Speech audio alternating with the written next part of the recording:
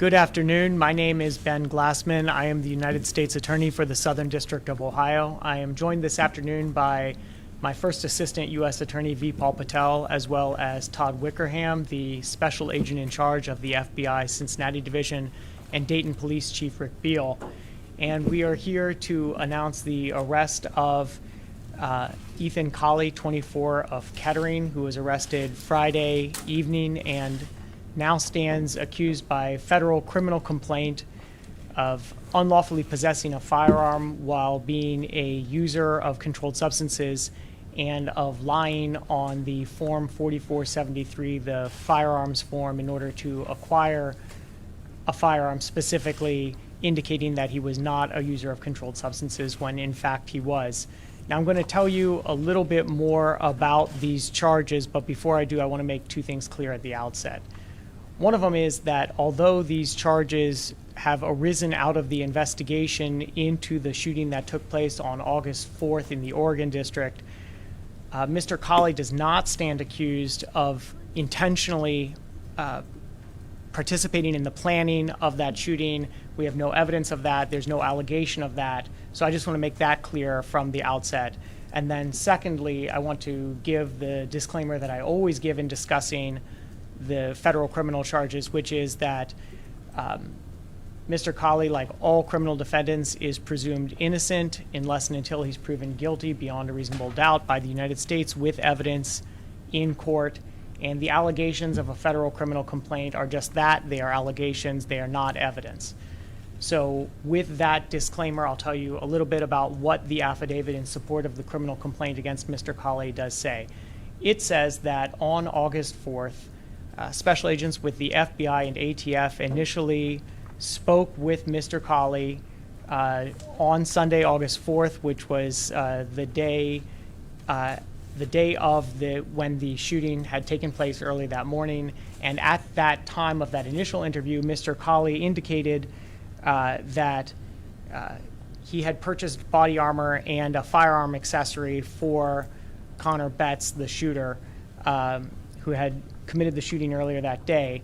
And during the course of that initial interview, which was at Mr. Colley's home in Kettering, agents smelled marijuana and observed in plain sight what appeared to be a bong and also what appeared to be a micro Draco pistol.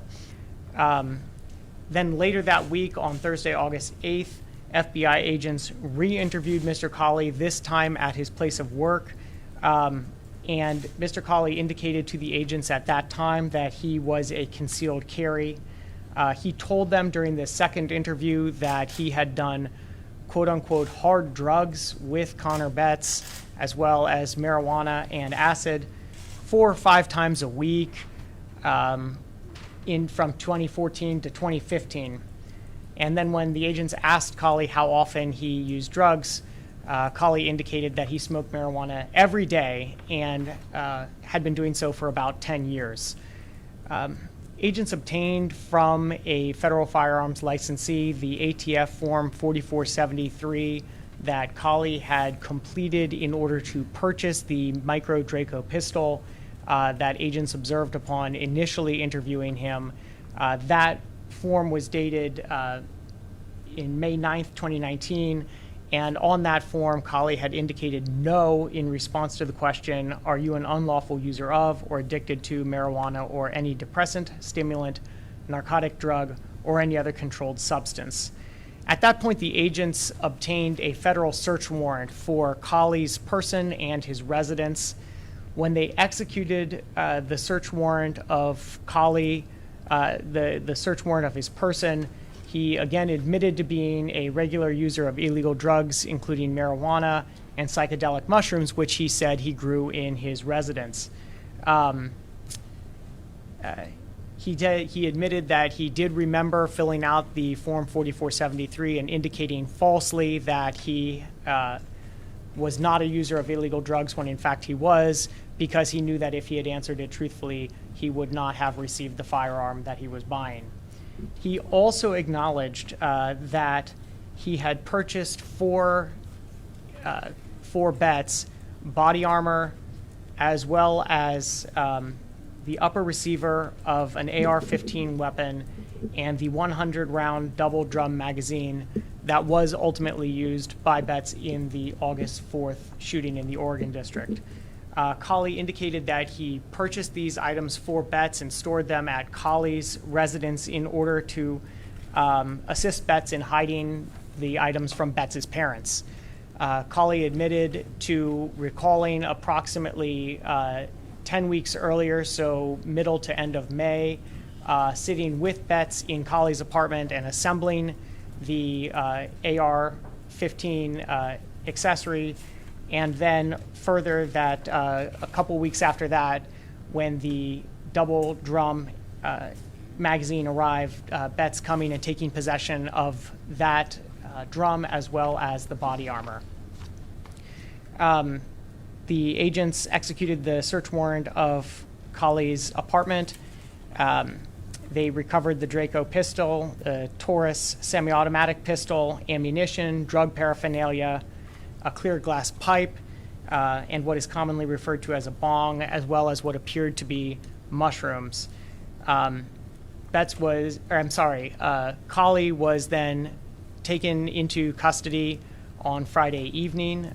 He made his initial appearance here in federal court Friday evening, and pursuant to a criminal complaint that is being unsealed today.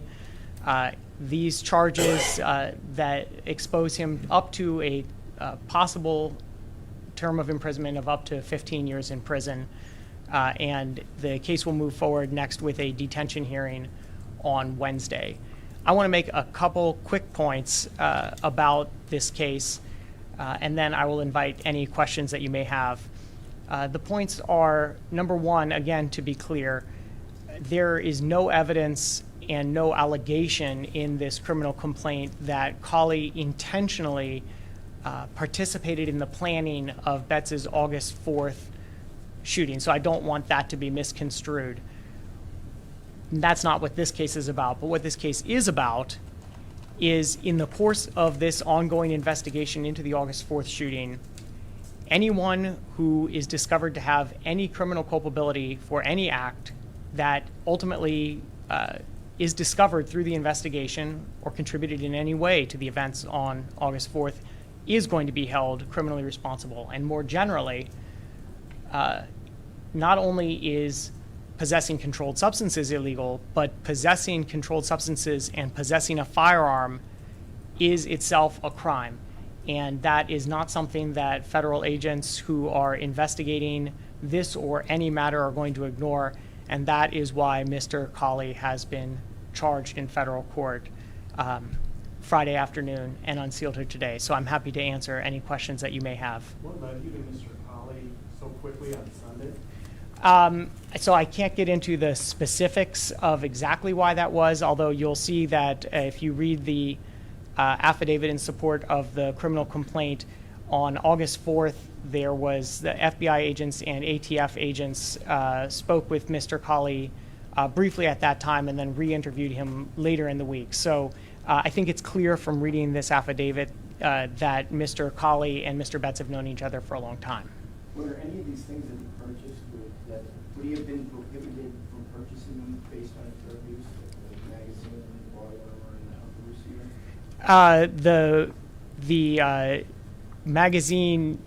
The magazine, no, but you cannot possess a firearm if you are an unlawful possessor of user of controlled substances. Can you walk us through the process of reviewing these forms if simply lying can allow somebody to get them? Yeah, well, I mean, we have a system of transferring firearms in this country where we have the ATF form 4473 is designed to make sure that anybody who does apply for a firearm to purchase it legally, that you catch all those people who would be disqualified by federal law from possessing the firearm. That form requires people to fill it out truthfully under penalty of federal prosecution. So we do rely on people being honest. If they're not honest and they're caught, they can be federally prosecuted, and that is a crime that is punishable by up to 5 years in federal prison, and that is what Mr. Colley is charged with here. How many people, though, don't get caught because a situation like this doesn't happen, do you think? How often do you believe this happens? Oh, I can't speak to that. I can say that this office vigorously prosecutes anyone who has falsified a Form 4473. When's the last time you prosecuted someone on that count? We have prosecuted straw purchasers routinely, including as recently as last year. Nothing in Benson's background to say that he didn't buy that gun. Why didn't he just order the accessory himself? Why was Collie involved? So according to the affidavit in support of the criminal complaint, the affidavit says that Collie was involved because Betts wanted to hide the purchase of these of this ammunition or of this magazine, body armor, and AR part from his parents. So this was sort of like, straw man kind of situation, just by buying firearm equipment and parts? Like you're supposed to still do it yourself? Yeah, but if there was not an indication, for example, that that Betts would himself have been any more or less disqualified from buying any of these things than Collie. What's the likelihood of additional charges being filed at the federal level with anything in connection with that August 4th incident? This investigation is ongoing, and Special Agent in Charge Wickerham, would you care to speak to that at all? I mean, it's still ongoing. There's a lot that has been done in the past week. There's still a lot to go through, a lot of evidence to review, a lot of investigation to conduct. Have you gone into the cell phones? We did get into the primary cell phone that the shooter was carrying on him when he did the shooting on August 4th. Yes. Can you share anything about the comment? We're still processing and going through that. Obviously, that's a high priority for us, is to get through that cell phone, but it was opened late last week, and we are now reviewing the contents. You say Collie did not have any part of planning, at least you haven't got evidence of that yet. So what did he think that Betts was going to use all of this for? What was their conversation? I can't speak to exactly what he thought he was going to use the firearm for, but we have not found any indication that he knew he was going to conduct this attack. Do you anticipate any more criminal charges related to people that knew of this? Let me take that one, actually. So as Special Agent in Charge Wickerham was saying, this investigation is open and ongoing. Agencies are working together to make sure that every last piece of evidence is thoroughly reviewed. And I think what you can take away safely is that if anyone is found to have any criminal responsibility for any action that is discovered during the course of this investigation, it will be prosecuted. With the understanding of the severity of this incident, did the individual that we're here in question about apologize for even doing the act that he committed? I'm not going to speak to any circumstantial evidence beyond that which is complained in the affidavit at this stage of the proceeding. Are CCW holders ever subject to drug testing?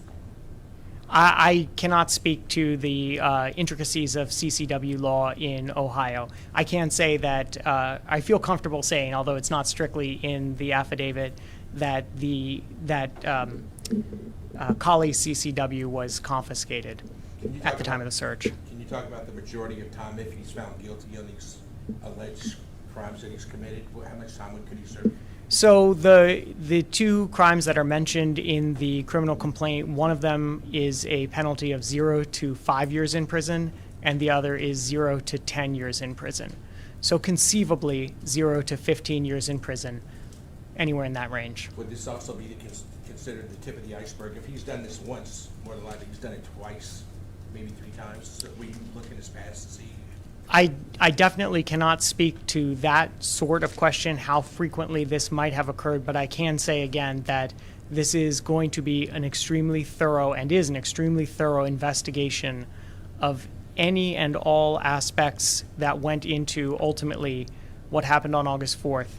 Any kind of crimes, any federal crimes that are uncovered as a result of that investigation will be prosecuted fully. Are his charges or penalties increased in severity since the weapon was used in a mass shooting, or will he have gotten the same charges and penalty if it had not been involved, if he had just been caught with drugs? It's the same charges regardless. How long did they know each other? Did they grow up together? Did they just meet in 2014? Well, it's clear from the affidavit in support of the complaint that they've known each other for several years, quite a few years. It indicates at least back to 2014. I believe longer, but I don't want to get into speculation about precisely how I long. don't know if they went to school together or anything of that nature. I don't want to get into additional evidence with that is beyond the scope of the affidavit. Did Betts actually, did he falsify any firearms reports based on this investigation that you found here? We don't have the ability to say that he falsified forms at this time. Certainly, it is what Colley falsified. It is a crime to possess a firearm or to acquire a firearm when you are an illegal drug user. So that is a crime, and we are comfortable charging that against Colley at this time. The drug use alleged between the two men, did that have anything, is that significant at all to what happened last weekend? Do we know that Betts had been using drugs at all? I will just say that the investigation remains ongoing. Would or could the shooting have been carried out still had these purchases not been made? I can say that the purchases that are at issue here were some of the equipment that was used in August 4th. So this body armor, the accessory for the AR, and the double drum magazine was the equipment that was used on August 4th. What is that accessory? Could face more serious charges than the ones you currently approved? I'm not going to speak to any additional charges other than those that are stated here. What is that accessory?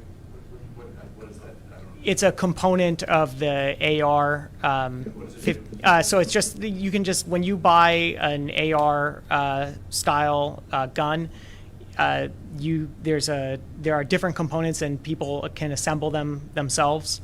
So certain parts you have to acquire using the Form 4473, but then other parts can be acquired separately and put together separately, and that's what happened, or is alleged to have happened in this case. What kind of part of it? Just the top, the upper receiver. Was the actual AR hidden from the parents as well, or did they know of that? I can't speak to that.